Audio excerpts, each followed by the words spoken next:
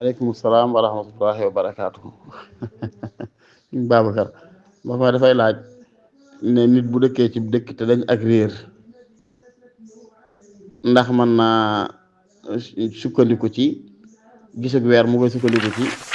commission yaak ñàkk ku ca sukkandiku loolu bëgg wax ci gàttal. ne ko maa ngi koy laaj ba xam ndax nit bu dëkkee ci dëkk dañ ak réer bu demee ci dëkk ndax mën naa sukkandiku ci jàkkaayam fekk ñu tabax ko wala daa war a jël buusa wala natt xaymaam ba gis xibla ba soog caa julli wala mën naa sukkandiku ci jàkkaayam fekk yooyu du dara. waaw nit bu nekkee ci dëkk li leer daal mooy commission yoo xam ne moom xam na ne doxul ci nattuwaay ya lislaam teg loolu ba yow ma xam mën nga caa bañ a sukkandiku wax dëgg yàlla. waaye bu dee commission yi di sukkandiku ca lislaam teg nag moom loolu mi ngi mel ne ni ngay sukkandikoo ci jàkk rek pour ñu noddu nga xam ne dañ nga réer waaye da ngay xaar jàkk ñoddu wala noddu bu ñu soog a julli bu fekkee ne jàkk yooyu respecté wuñ seen waxtu yu noddu mën na jaa bañ a sukkandiku loo ci ñoom saa yu heure julli ci nga jóg julli jàkka tamit noonu da ngay fekk tabax jàkka julli ci da ngay dugg rek jóg julli